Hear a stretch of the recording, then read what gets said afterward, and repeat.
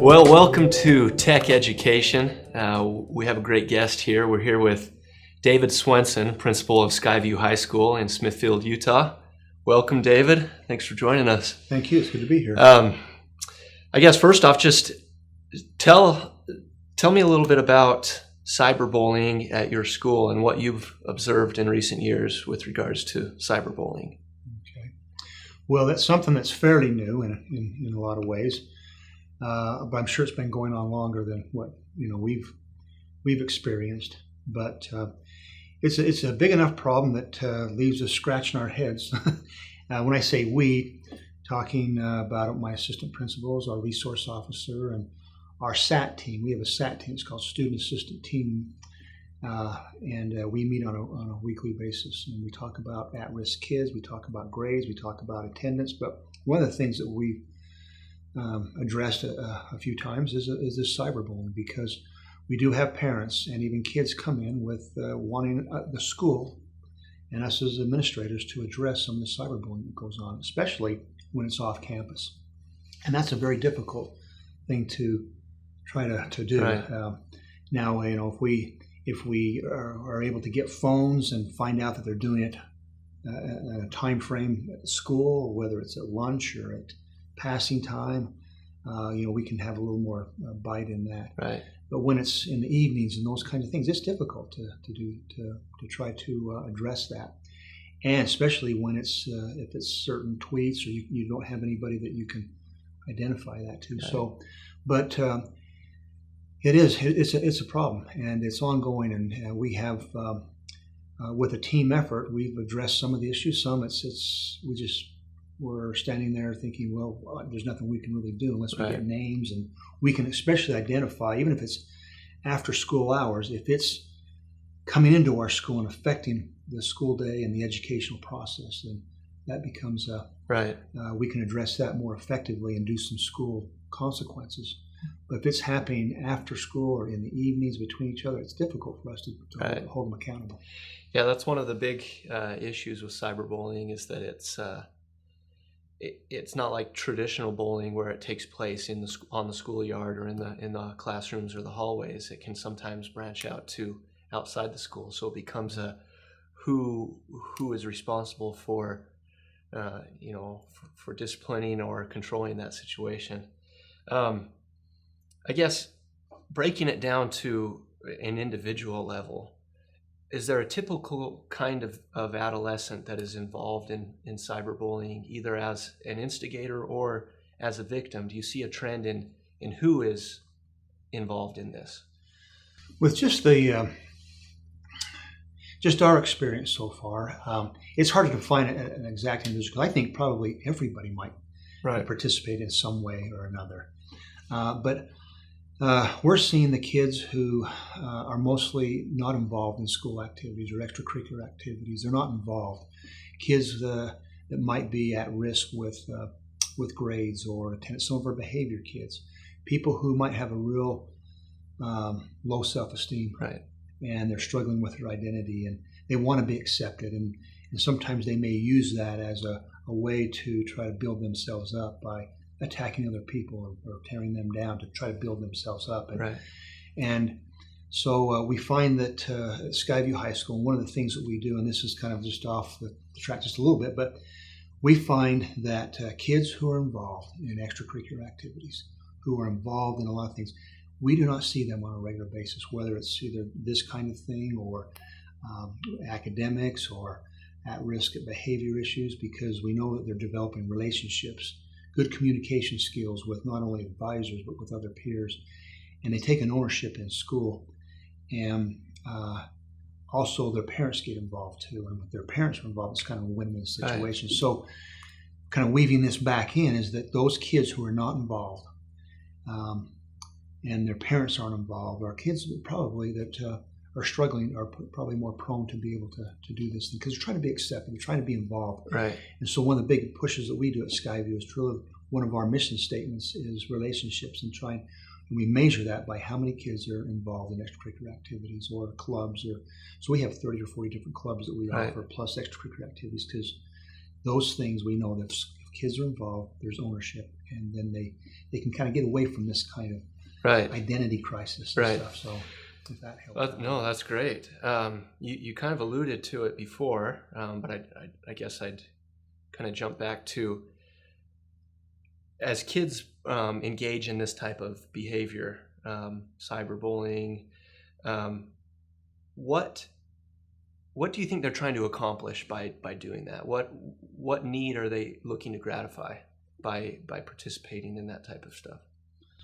Well, I think it goes back just to their personal needs of being accepted. Right. Trying to instead of, well, I think some have, like I said, we talked about this kind of low self-esteem. They're able to sometimes with this cyberbullying or texting and even emails, you're a lot safer there than you are up front, person to person.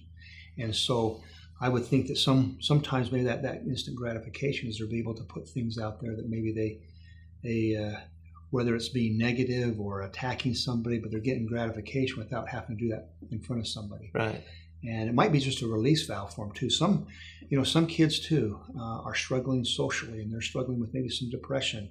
We've had some people who have, we've had some suicidal kids who we've talked to who just need a chance to express themselves in certain ways. So sometimes it's just reaching out, and they might get some of this gratification by not simply, instead of you and I talking together, Right.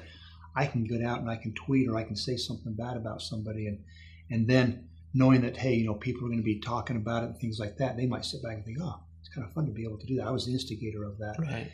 But they're safe because there's not a name attached Right. and those kind of things. So real dynamic. Yeah, for sure. Dynamic. So it sounds like, and what you've discussed that has worked well for Skyview has been trying to provide opportunities for students to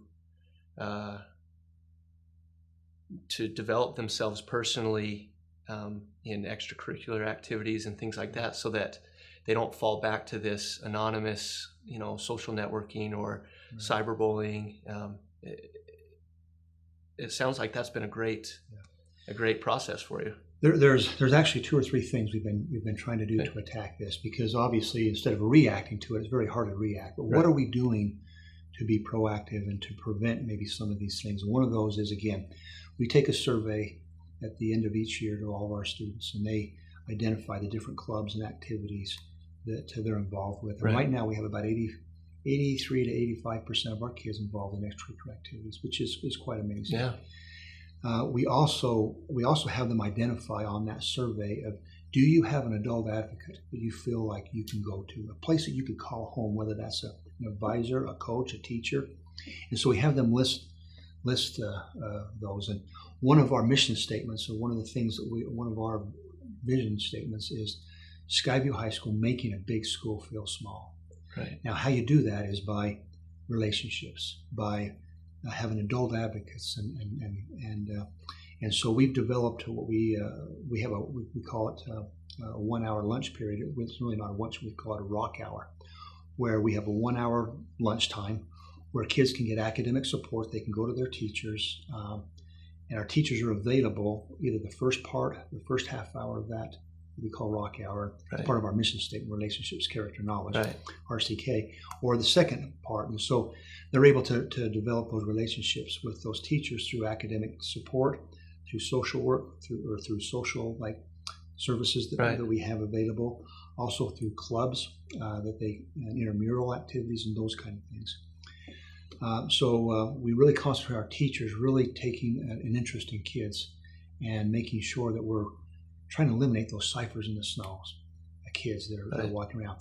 And the third thing, I know I'm kind of going on. No, you're here, fine. but the third thing we're doing this year, which I think is kind of our first line of defense, is we've teamed up with Utah State this year, one of the first in the nation that is teamed up with the university, and it's called Stand for Courage Club.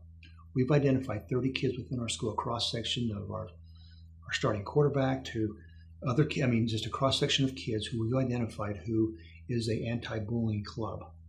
And we meet on a monthly basis, and they have a theme and they have goals, and we're finding out that, as research says, but with bullying, it's actually the peers. If the peers can step in and be a part of that and to stop it, then that's probably the biggest line of defense if we're trying to cure the anti-bullying. So, in fact, we're meeting on Thursday, and one of the things we're addressing is the cyberbullying, right. And because that really could be our first line of defense.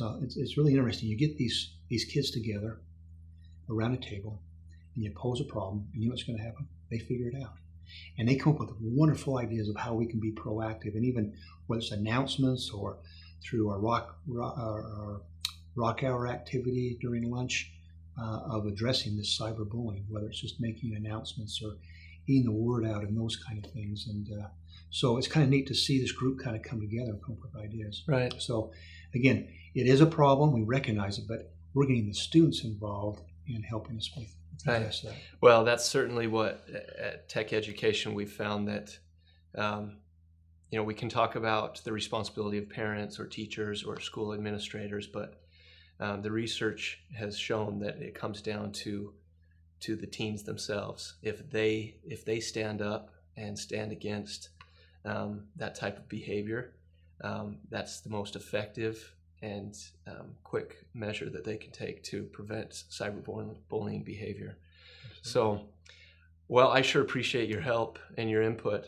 To hear from somebody who deals with this day in and day out and has been on the front lines of this battle, we appreciate you coming. You're welcome. Yeah, and thanks for viewing. We encourage any comments or feedback on any of this information, or if you'd like to know more, please reach us at Tech Education. Thanks.